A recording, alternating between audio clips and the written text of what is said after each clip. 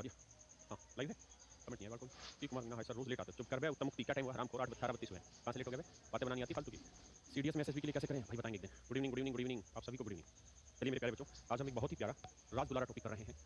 इस टॉपिक का जो नाम है वो है पार्टनरशिप। पार्टनर, हिंदी में कहते हैं साझेदारी। देखिए यार, क्या क्या बातें होती हैं जो आपको सीखनी चाहिए यहाँ से, कैसे कैसे सवाल आते हैं।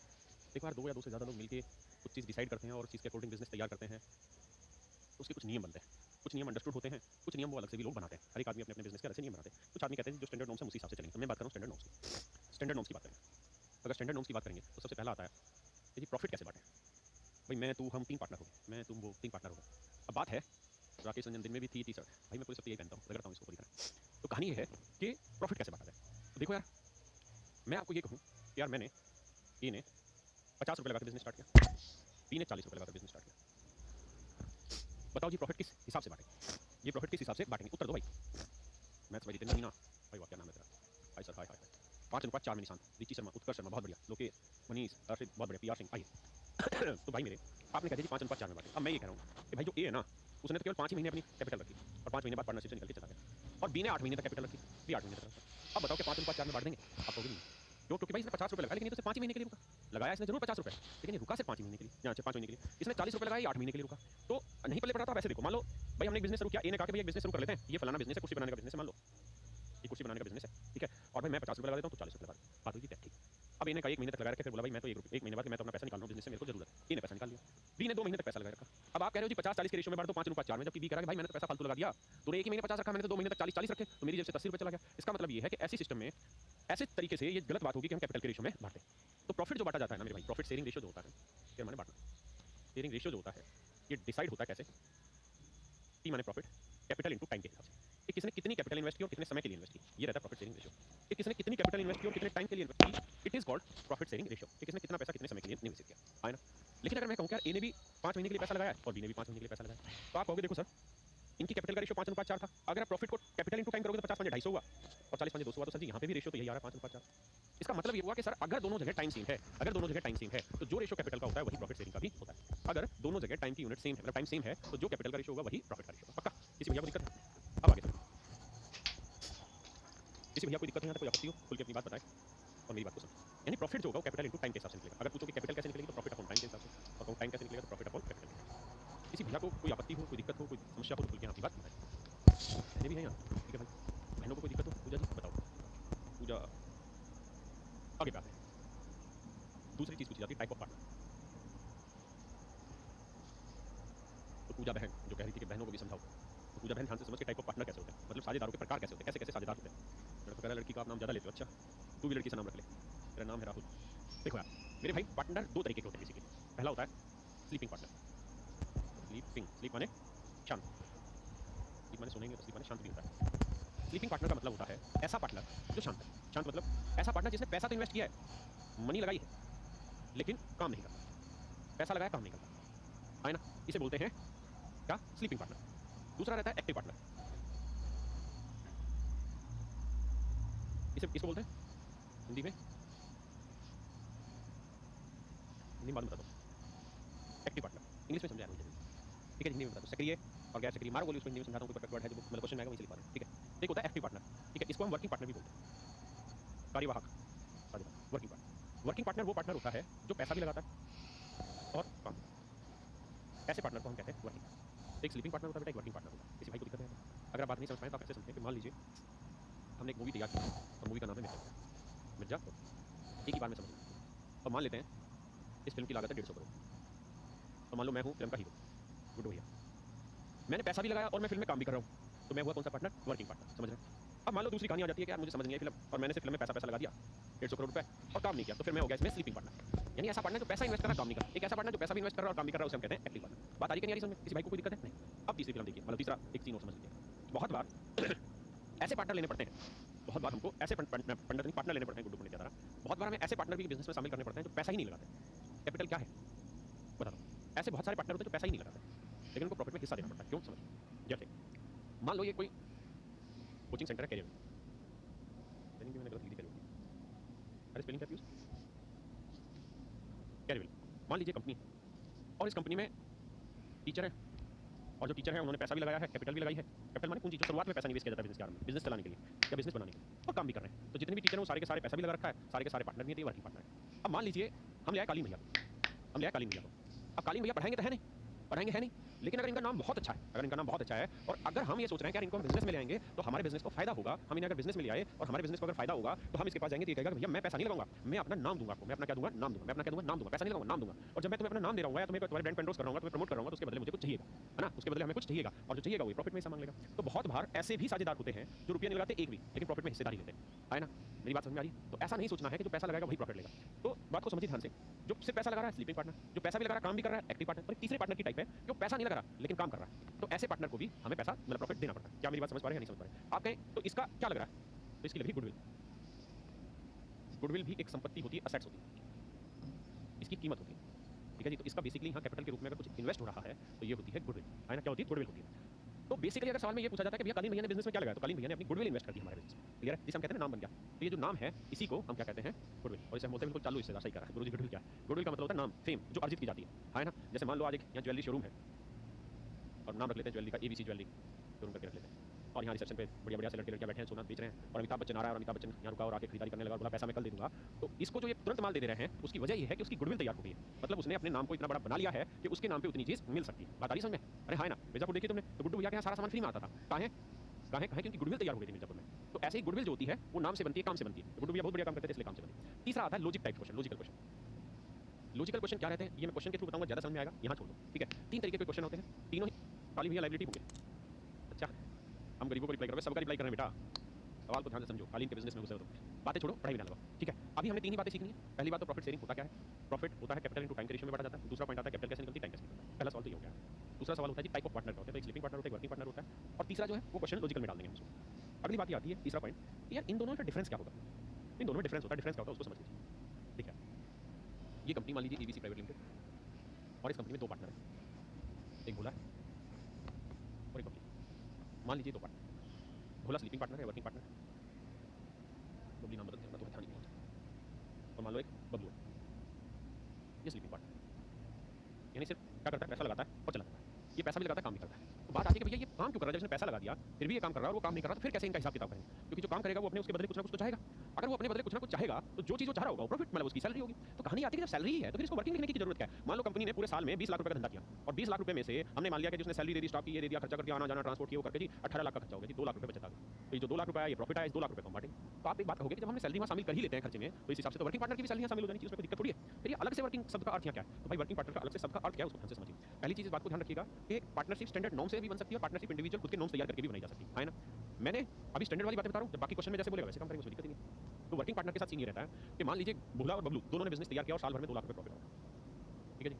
और इन्होंने कहा कि देखो भैया हमने पहले डिसाइड रखा था, भोला बोलेगा देख भाई हमने पहले डिसाइड रखा था कि जितना प्रॉफिट होगा क्योंकि मैं काम कर रहा हूं, मैं उसके बदले 10% सैलरी लूंगा प्रॉफिट के बदले। तो भैया 2 लाख रुपए प्रॉफिट हुआ, इसका 10% सैलरी लेगा तो 2,20,000 रुपए सैलरी लेगा। तो 2 लाख रुपए जो था ये मेरा ग्रोस प्रॉफिट था, सकल लाभ था। अब मैं 20,000 इससे घटा दूंगा तो जो मेरा आएगा वो आएगा net profit. Net profit, net profit आया 1,80,000। अब 1,80,000 रुपए को भोला और भोला और बबलू जो है ये दोनों आपस में बांट लेंगे जिस रेशियो में। अब आप कहोगे सर ये भी तो बात हुई, ये सैलरी हम इसकी ही ना कर लेते। भाई इसकी सैलरी के साथ एक कहानी ये है कि अगर मान लो इसको प्रॉफिट ना ही हुआ होता, तब इसको प्रॉफिट ना हुआ होता, अगर इसको प्रॉफिट ना हुआ होता तो इसको सैलरी भी नहीं मिलती। कारण क्या है कि इसकी सैलरी डिसाइडेड हो रखी होगी प्रॉफिट के हिसाब से, और अगर प्रॉफिट ही डिसाइडेड नहीं हुआ, प्रॉफिट ही नहीं निकल के आया तो फिर इसकी सैलरी भी नहीं निकल के आएगी, हाँ है ना। अगर यहाँ सैलरी शामिल करते तो फिर तो लॉस हो जाता। मेरी बात समझ में, धीरे धीरे सवालों के थ्रू समझाता हूं। भाई इस सवाल को पढ़ो फिर मैं कराऊंगा।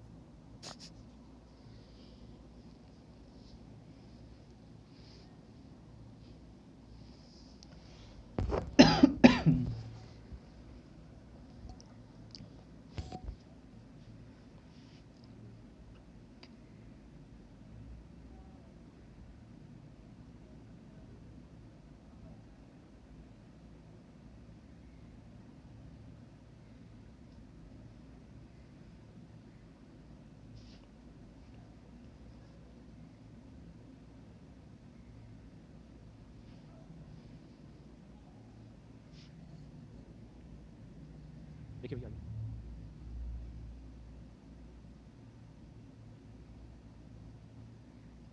कहता है ए और बी ने पार्टनरशिप स्टार्ट की है, कहता है ए ने 1500 रुपये लगाए हैं और बी ने 2,000 रुपये इन्वेस्ट किए।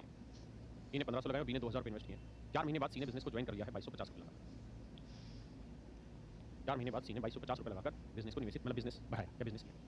If B withdraws his capital, देखिए A and B start a partnership with rupees decent days. After 4 months, C also join the business. अच्छा एक चीज पता नहीं रह गई थी वो ये बिजनेस में अगर ये दे रखा हो कि कितने साल बाद प्रॉफिट बांटेंगे तब तो बात अलग है, अगर नहीं दे रखा हो तो ये अंडरस्टूड होता है कि 12 महीने के बाद प्रॉफिट बढ़ जाएगा। ठीक है, अब आगे कह रहे हैं कहते 4 महीने बाद 2250 रुपये के साथ सी ने भी व्यापार में जुड़ गया। कितने महीने बाद? 4 महीने बाद। सी जुड़ा है 4 महीने बाद। आगे कह रहा है कि बी ने अपनी पूंजी 9 महीने बाद निकाली, तो बी ने भैया पूंजी निकाली 9 महीने बाद। भाई ए ने तो पैसा निकाला ही नहीं है, इसका मतलब ए का जो पैसा वो तो पूरे 12 महीने यूज हुआ होगा, ऐसा सवाल ने कहा है ना। और सी 4 महीने के बाद ही बिजनेस में आया था, तो सी ने इसका मतलब 8 महीने तक बिजनेस लगाया। तो ए ने 12 महीने पैसा लगाया, बी ने 9 महीने पैसा लगाया और सी ने 8 महीने पैसा लगाया। अब जरा ध्यान दीजिए, अगर हम इसे सोल्व करेंगे तो 15 गुना 12 करोगे तो आएगा 18,000। ये होगा प्रॉफिट इसका, ये होगा 18,000, क्योंकि मैंने बताया था प्रॉफिट का जो रेशियो होता है कैपिटल इनटू टाइम के रेशियो में निकलेगा। और इसे करोगे तो 8 दूनी 16 और ये भी 18,000 आएगा। तो अगर हम यहाँ रेशियो निकालने बैठे तो रेशियो आएगा जी 1:1:1:1:1। 1:1:1। अब कुल मिला के जो प्रॉफिट हुआ है वो कितना हुआ है? 900। और यहाँ प्रॉफिट कैसा? ए का प्रॉफिट कैसा? एक तो बी का एक सी का एक, तो एक और दो 3 यूनिट, 3 यूनिट है 900 रुपये। एक यूनिट की वैल्यू कितनी बनी? 300 रुपये। तो अगर बी का हिस्सा तो एक यूनिट की वैल्यू 300। क्लियर है? करिए।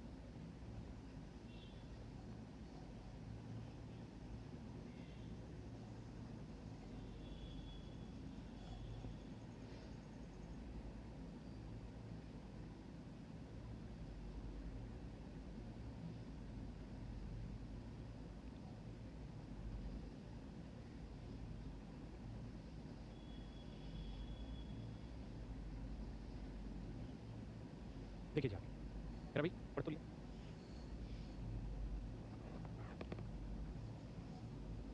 मेरा A and B start business with rupees 50 and rupees 45। A और बी ने भाई 50 रुपये और 45 रुपये लगा के बिजनेस चालू किया।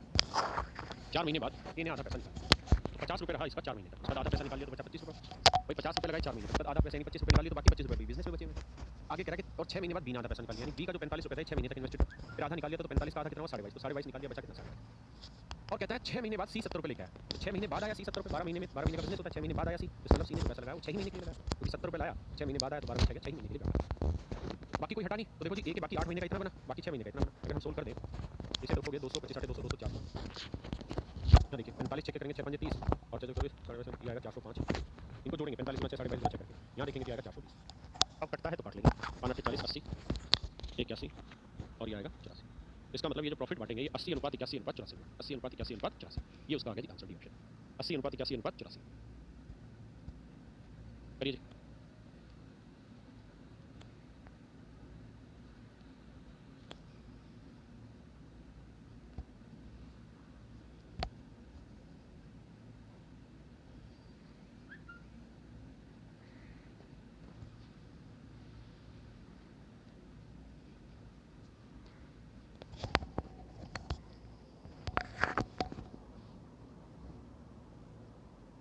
आइए जी।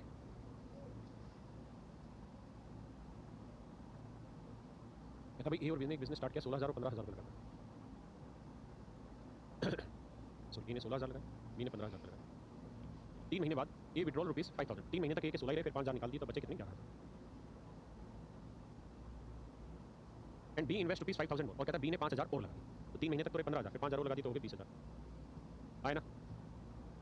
अब आगे कह रहा है C join the business with rupees 21,000 next after 3 month. Next after 3 month समझते हो?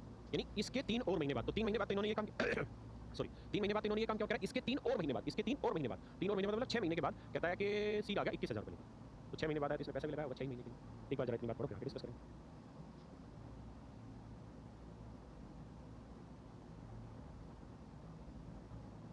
आइए जी देखिए अब सोल्व करते हैं भैया। बाकी 9 महीने यही रहा, बाकी 9 महीने यही रहा। देखो 16 3 48 11 99 48 1,47,000, 15 3 45 20 में 180 1,80,000 में 45 2,25,000।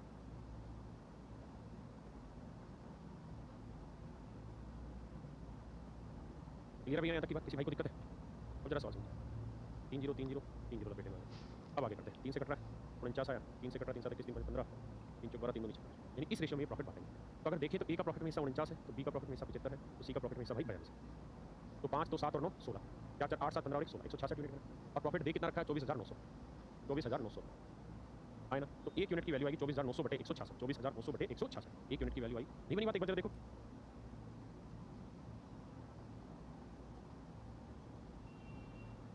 हाँ यहाँ दिक्कत आ रही है, देखिए तो भैया मेरे बात ध्यान से सुनिए। 166 यूनिट कितना? तो 1 यूनिट की वैल्यू आएगी 150 रुपये, काट पीट लेंगे। अब उसने हमसे पूछा है क्या? यदि कुल लाभ इतना है तो सी का हिस्सा बताइए। तो सी का हिस्सा 42 यूनिट, तो 42 गुना 150, तो 0 15 30 है ना, 15 को 60 और 3 63, तो 63 आंसर आ जाएगा, डी ऑप्शन। क्लियर है भाई? 9 कैसे आया? 9 भाई मैंने बताया कि टोटल जो बिज़नेस होता है वो 12 महीने के लिए गिना जाता है। या तो टाइम दे रखा हो, नहीं तो फिर 12 महीने लिया जाता है। 12 महीने लिया जा रहा है तो उसमें उसने कहा कि 3 महीने तक तो 16,000 है, फिर 5,000 निकाल दिए। तो 16 के बाद 11 बच गए। अब उसके बाद तो नहीं निकाला इन्हें पैसा, इसका मतलब बाकी तो 12 महीने में 3 ही महीने तो हुए थे यहाँ, तो 9 महीने यहाँ रहेंगे। पास कैसे उस पे भी मत जाइए, अभी सिर्फ समझने की कोशिश करिए। करिए। हुँ?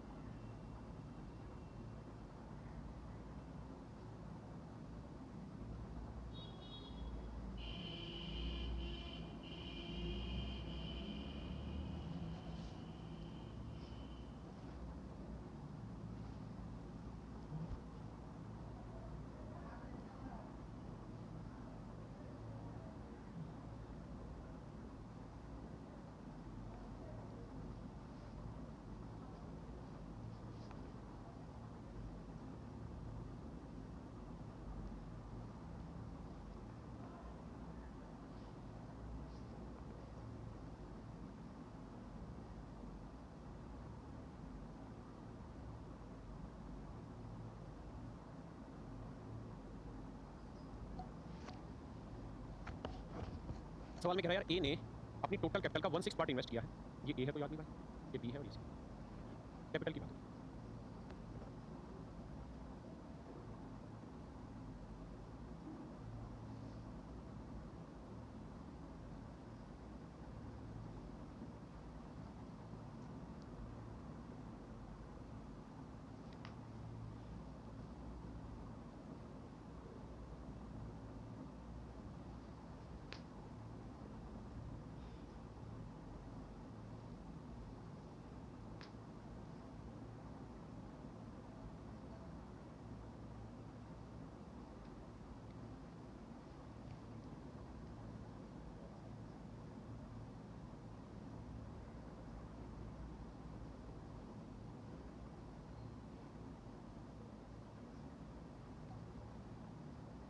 सॉरी माफ माफ करना।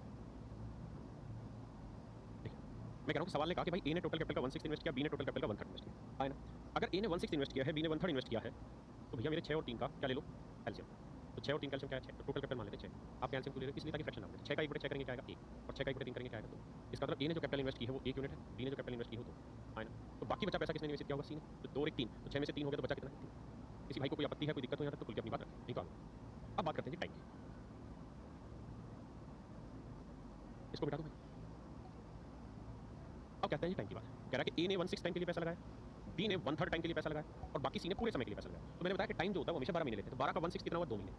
12 का 1/3 कितना हुआ भैया? 4 महीने। और कह रहा है सी ने पूरे 12 महीने के लिए पैसा लगाया। एक बार यहाँ तक की बात को समझो फिर आगे बढ़ेंगे। कैपिटल 6 इसलिए लिए थे ताकि 1/6 1/3 इनकी फ्रैक्शन आसानी से बना सके, सॉर्ट आउट कर सके। अब जरा ध्यान दें। अब हमें चाहिए प्रॉफिट रेशियो। अगर हमें प्रॉफिट का रेशियो चाहिए तो प्रॉफिट का रेशियो होता है कैपिटल इनटू टाइम। प्रॉफिट का रेशियो होता है कैपिटल इनटू टाइम। प्रॉफिट का रेशियो होता है मेरे बच्चे कैपिटल इनटू टाइम।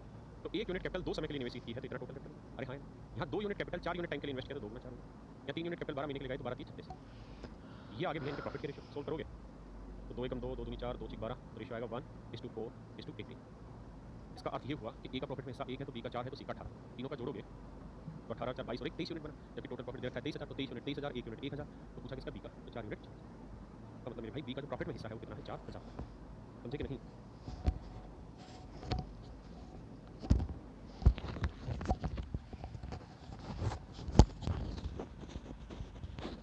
वही तो इस बात को नहीं समझ पा रहे, बात को समझो। मैं पहले ही बताया था प्रॉफिट का जो रेशियो होगा वो होता है कैपिटल का रेशियो इनटू टाइम का रेशियो। कैपिटल इनटू टाइम ही तो प्रॉफिट होता है। करिए जी, take your time, do it.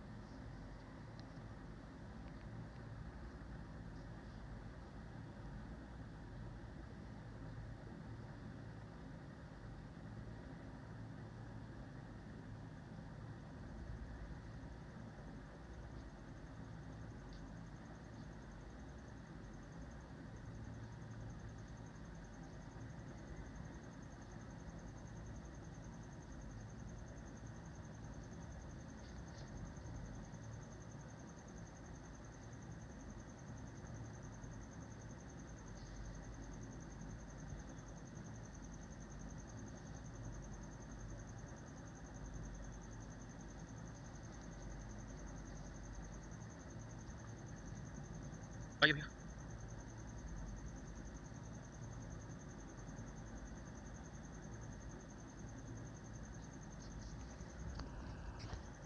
कहता है A and B start a business, A invest 1/4 capital for 1/4 time. ये ए हो गया जी, ये बी हो गया, ये सी हो गया। कहता है जी ए ने 1/4 कैपिटल इन्वेस्ट किया,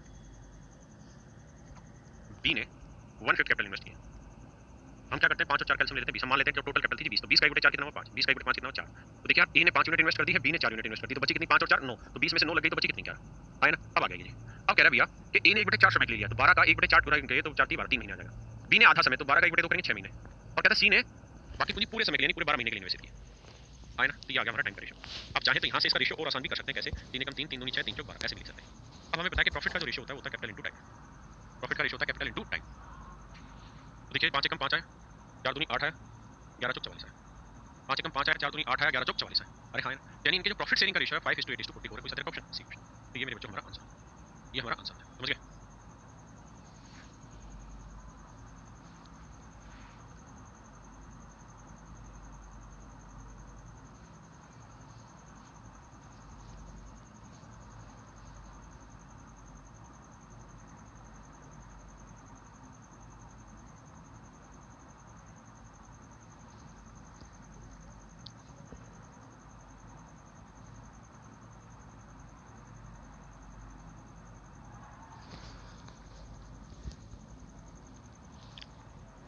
भाई जी देखिए यार, ए बी और सी 3 लोग आदमी है। कहता है जी इन्होंने जो प्रॉफिट बांटना है वो बांटना है भैया इस रेशियो में 5:3:12 के। कह रहा जी 5:3:12 के अनुपात में लाभ प्राप्त किया। अब कह रहा जी इन्होंने जो पैसा इन्वेस्ट किया था भैया, इन्होंने जो कैपिटल लगाई थी, इन्होंने जो कैपिटल इन्वेस्ट की थी वो इन्वेस्ट की थी 5:6:8 में। 5:6:8 के अनुपात में पैसा इन्वेस्ट किया है ना। तो कह रहा जी उनके समय का अनुपात याद करें टाइम का। अब आप अच्छे से जानते हैं कि टाइम का जो रेशियो रहता है वो होता है कैपिटल ना प्रॉफिट अपॉन टाइम। देखो लिखवाया था पीछे, कैपिटल का जो रेशियो रहता है वो होता है प्रॉफिट अपॉन टाइम। पक्का। तो बात तो भैया मेरे कुछ जरा बताओ, प्रॉफिट अपॉन टाइम करोगे तो प्रॉफिट है, ये टाइम, ये प्रॉफिट, ये टाइम, ये प्रॉफिट, ये टाइम निकालोगे तो आएगा 1/1 ये आएगा 1/2 और ये आएगा 4 3 12 4 दूनी 8 3/2। सबको 2 से गुना कर दोगे, सबको अगर 2 से गुना कर दोगे तो यहाँ तो आ जाएगा, यहाँ 1 आ जाएगा, यहाँ 3, तो 2:1:3 यहाँ से 2:1:3 यानी ऑप्शन सी है। बहुत सुंदर।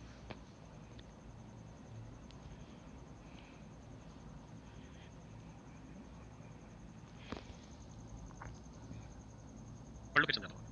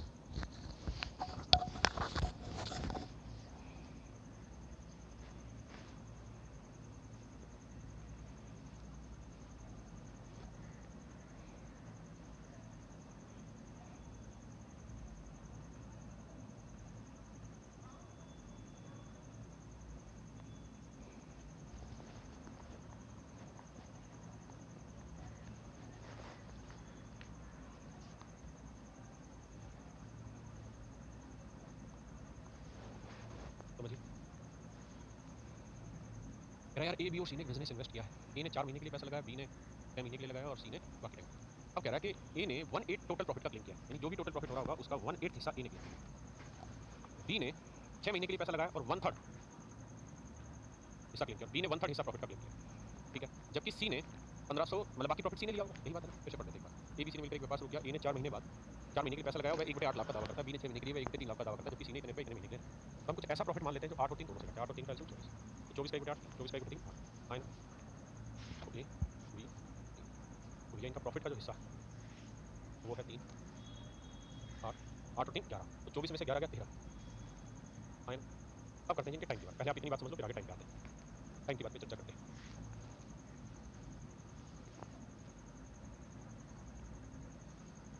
आइए जी मित्रों,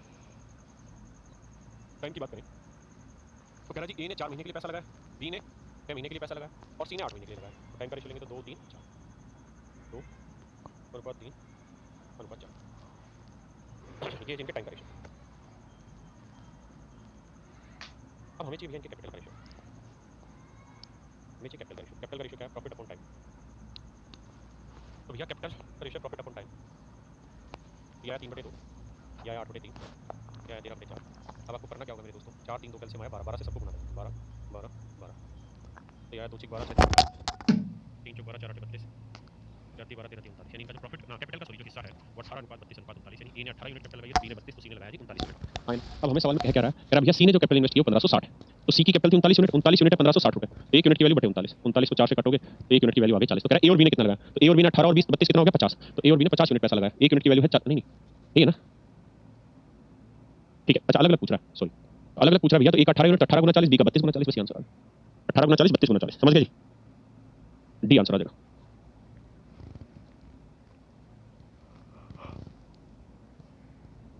नहीं 1280 आएगा ना, तो सी आएगा, सॉरी सी पक्का। आइए सोचो समझो फिर करो इस वाले सवाल को, बहुत बढ़िया क्वेश्चन।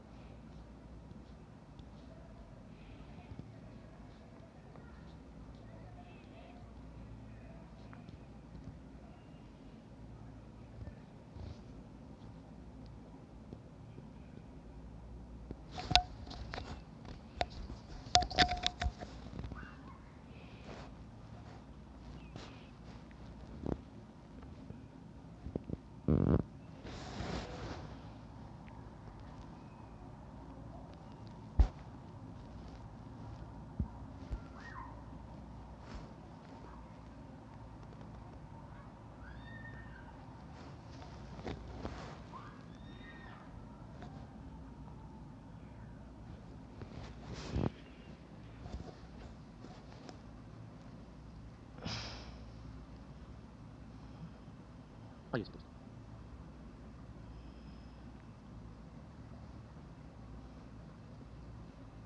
बात बताओ यार, बहुत गहरी बात है, सोच समझ के बताना, क्योंकि जैसे प्रॉफिट बांटा जाता है ना मेरे दोस्त, जिस तरीके से प्रॉफिट बांटा जाता है उसी तरीके से आपकी रेंट भी बांटा जाता है। कैसे समझिए, जैसे मान लो यार ये कोई पेड़ है,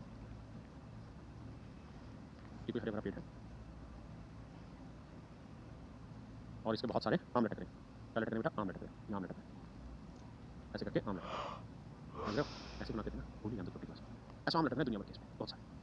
अब दो दोस्त थे, मान लेते हैं एक दोस्त था ये, एक दोस्त था, दोनों दोस्तों ने मिलके ये डिसाइड किया मैंगो जोरदार बनाया, बहुत दिन बाद बनाया, बहुत दिन का मेरे हिसाब से 20 साल 25 साल बाद बनाया होगा ये, छोटी क्लास में थे तब बनाया था, तभी कौन सा मैंगो बनवाता था हमसे सरकारी सब धरती पे लगा करते थे। तो देखो बेटा मैंगो तुमने बनाया है, तो कुल मिला के दो दोस्त है भाई, दोनों दोस्तों ने मिलकर काम किया क्या, तो भैया इस पेड़ को किराए पे ले लेते हैं जिस पे, और इस पेड़ पे आम लटके हैं जी, मान लेते हैं 1000 आम लटके, 1000 आम लटके हुए, क्या लटके हुए बेटा, 1000 मैंगो, 1000 आम लटके हुए, ठीक है, लाल मिर्ची लग रही है आराम को, तुझे जो लगती है तू वही देखता है। तो भैया इस पे आम लटके 1000 आम, ए और भी दो बंदे हैं, इन्होंने इसे किराए पे ले लिया और माली से बात कर ली, तो माली ने कहा कि भाई ठीक है, तो मैं ना 10,000 रुपये में ये पूरा पेड़ दे देता हूँ और तुम इसके मिट्टी। अब तुम ये बताओ, ये 10,000 पेड़ है, ये 10,000 पेड़ ना सॉरी 10,000 रुपये में पेड़ किराए पे ले लिया ए और बी ने, तो अब मुझे ये बताओ यार, ये ए और बी 10,000 रुपये जो इसका किराया है इस आम के पेड़ का, उसको कैसे भुगतान करें, 10,000 रुपये जो किराया है उसका कैसे भुगतान करें, ए कितना दे बी कितना दे के बात बन जाए, इसका उत्तर तुम्हें देना होगा अपने तरीके से, बताओ क्या दे। कालीन भैया मकबूल, मकबूल यार गदर लगता है उस पे जो पठानी सूट है, गजब। दीपाली सरदार, बेटा दीपाली तुम लड़के वाला दिमाग ना लगाओ, कि तू भी लड़के वाला दिमाग लगा रहा है, समय के अनुसार नहीं हरामखोर, दोनों 5-5 हज़ार नहीं, कुंदन दीपाली तुम सब बेकार लड़के हो, कह रहे जिसको भी 5,000 रुपये देना चाहिए, इसको भी 5,000 रुपये देना चाहिए है।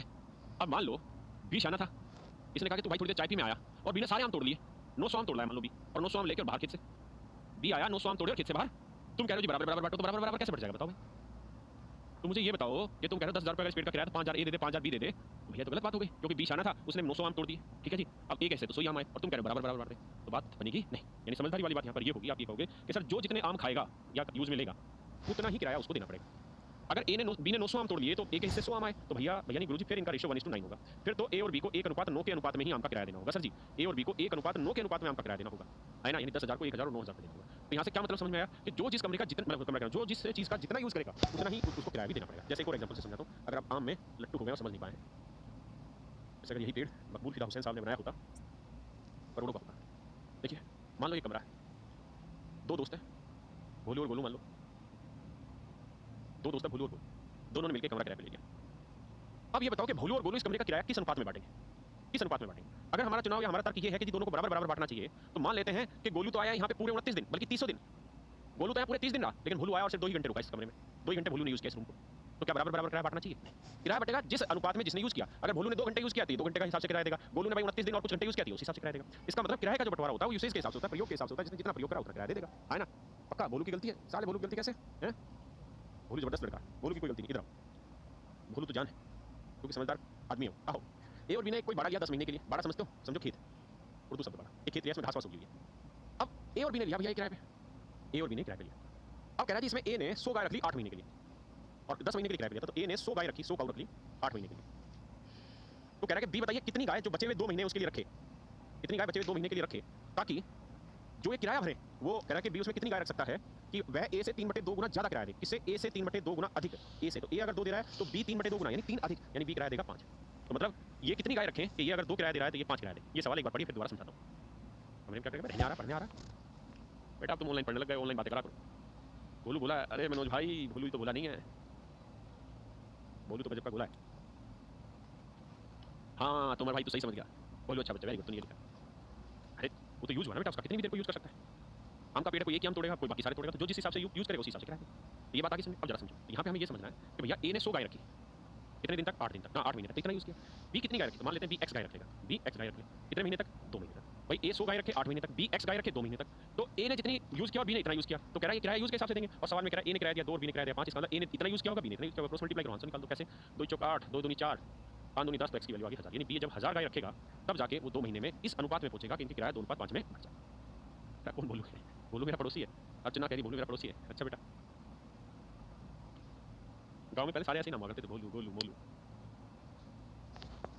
अरे मेरे बच्चों अभी बहुत ही बढ़िया टाइप स्टार्ट हो गई। करो जी। रूपक भाई कह रहा 5 कहाँ से आया? 5 ऐसे आया मेरे दोस्त, सवाल ने कहा कि बी जो है वो ए का 3/2 गुना अधिक। किसका? ए का। तो बटे में क्या है? 2, तो ए अगर 2 दे रहा है तो बी 3 अधिक, यानी 2 से 3 अधिक मतलब 5 किराया दे रहा है।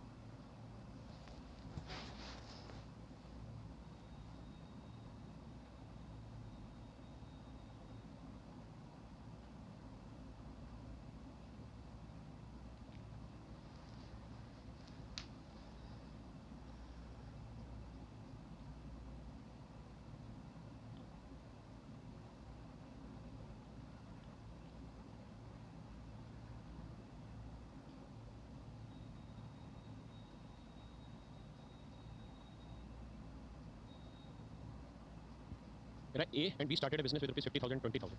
If A is a working partner, takes 20% of the total profit as salary. देखो यार अच्छा सवाल है, ध्यान से सुनो। यहाँ से एक नई टाइप स्टार्ट होगी, वजन देना सवाल है।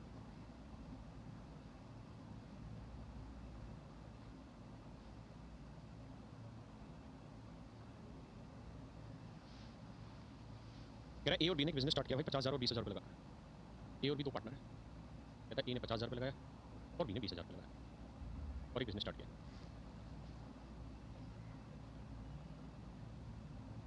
हाथ नहीं लगा, देख लिखना भयंकर होगा। कह रहा है ए ने 50,000 और बी ने 20,000 रुपये लगा के बिजनेस स्टार्ट किया। ए इज ए वर्किंग पार्टनर, ए कहता है एक वर्किंग पार्टनर है इसलिए टोटल प्रॉफिट का 20% वो सैलरी के रूप में लेगा। As a salary and remaining profit is divided amount to their capital. और कह रहा है कि रिमेनिंग प्रॉफिट की जो रिमेनिंग जो प्रॉफिट है वो उनके कैपिटल के रेशियो में बांट दिया जाता है। रिमेनिंग जो प्रॉफिट है वो उनके कैपिटल के रेशियो में बांट दिया जाता है। तो सच मायने इन्होंने जो कैपिटल लगाई मेरे दोस्तों मेरे बच्चों वो लगाई 5:2 में, 5:2 में, 5:2 में इन्होंने कैपिटल लगाई। अब देखिए कह रहा है जी ए वर्किंग पार्टनर इसलिए वो टोटल प्रॉफिट का 2/20% सैलरी ले रहा है। इसका मतलब ये हुआ कि टोटल प्रॉफिट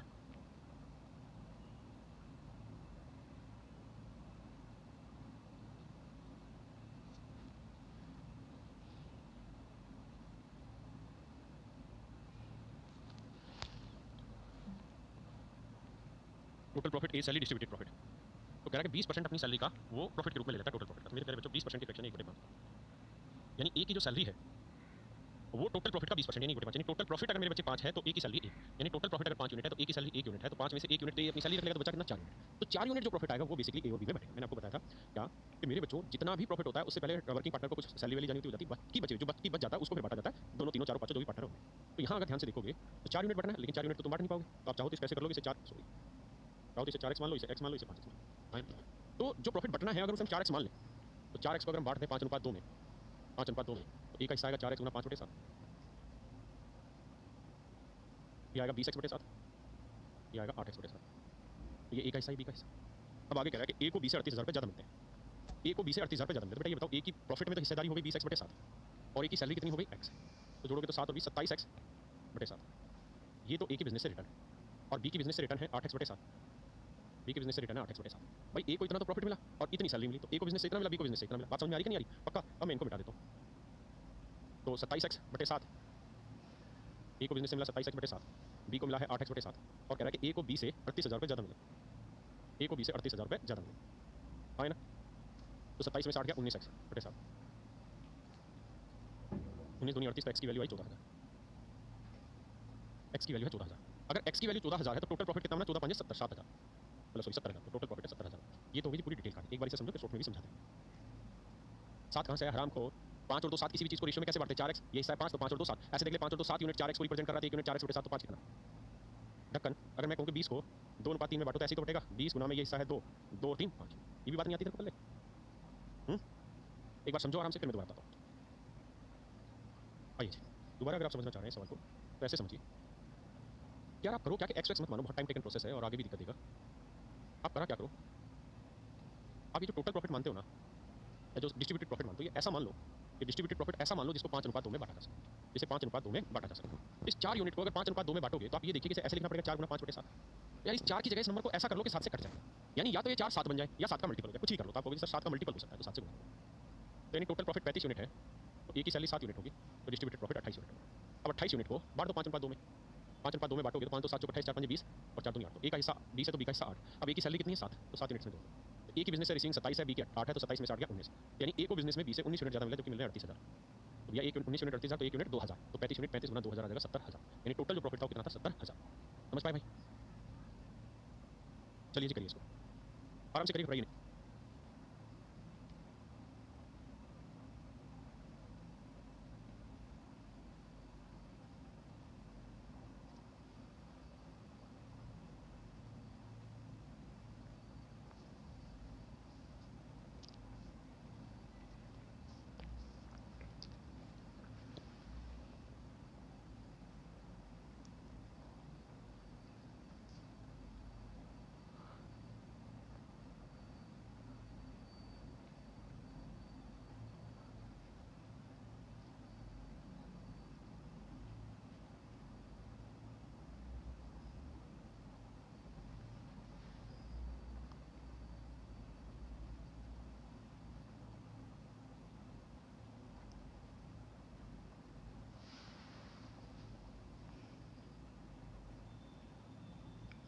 देखिए कहता है एबीसी 3 पार्टनर है, इन्होंने 8 लाख 12 लाख 15 लाख रुपए लेके लगा के बिजनेस लगाया।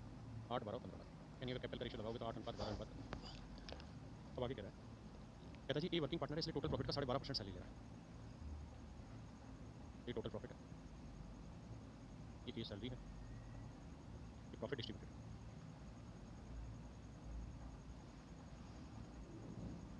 प्रॉफिट डिस्ट्रीब्यूटेड कह रहा है जी 12.5% प्रॉफिट आ रहा है, तो 12.5% की फ्रैक्शन इक्वल 8।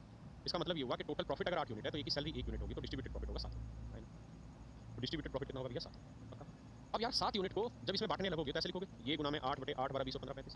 तो जो 7 यूनिट होगा, या तो ये यूनिट ऐसा बन जाए जो 35 से कट जाए, तो या तो 7 को 35 बना दो, बन सकता है। तो अगर नहीं बन सकता तो 35 का मल्टीपल बनाओ। आप कहोगे जी 7 35 प्यार से बन जाएगा। कैसे बने बेटा? बोलो कैसे बने बेटा? प्यार से। कैसे? 5 से गुना कर लो, 35 होगा। इधर भी इधर। यानी टोटल प्रॉफिट 40 यूनिट है, तो 40 का 12.5% होगा 5 यूनिट, तो डिस्ट्रीब्यूटेड प्रॉफिट होगा 35, यानी 35 यूनिट बने। अगर आपके मन में ये डाउट है कि 5 से क्यों गुना कर रहे हैं, इसलिए क्योंकि स्टेटमेंट वही रखनी है कि 12.5% एक ही सैलरी है, तो 40 का 12.5% 5 ही बनता है। क्लियर है? बात आ रही कि नहीं आ रही समझ में? बेटा एक बार खाली फोन देना बेटा, वहाँ जाके उठा ले, जल्दी से चला कट जाएगा। 35 यूनिट को 8 12 15 में बांटोगे तो ये 8 आएगा, ये 12 आएगा, 35। ठीक है, अब कह रहा है कि ए को 5200 रुपये व्यवसाय से मिलते हैं कुल मिला के। ए को बिजनेस से कुल मिला के जो राशि मिलती है 5200 मिलती है। तो भाई ए को 8 रुपये तो प्रॉफिट मिल गया और ए की सैलरी कितनी? 5। तो ए को 8 रुपये तो बिजनेस से प्रॉफिट मिला और 5 रुपये मिली सैलरी, तो कुल मिला के ए को कितना पैसा मिल गया? 3 यूनिट। जबकि एक्चुअल में कह रहा है कि ए को एक्चुअल जो अमाउंट मिली है वो 5200। तो 13 यूनिट 15200, 1 यूनिट की वैल्यू 400। दूसरा टोटल प्रॉफिट बताओ, तो 40 यूनिट, तो 40 गुना 400 करेंगे, ये आएगा 16 16,000। ये आ गया बच्चे मेरा टोटल प्रॉफिट। क्लियर है? आज के लिए इतना ही मेरे बच्चों, बाकी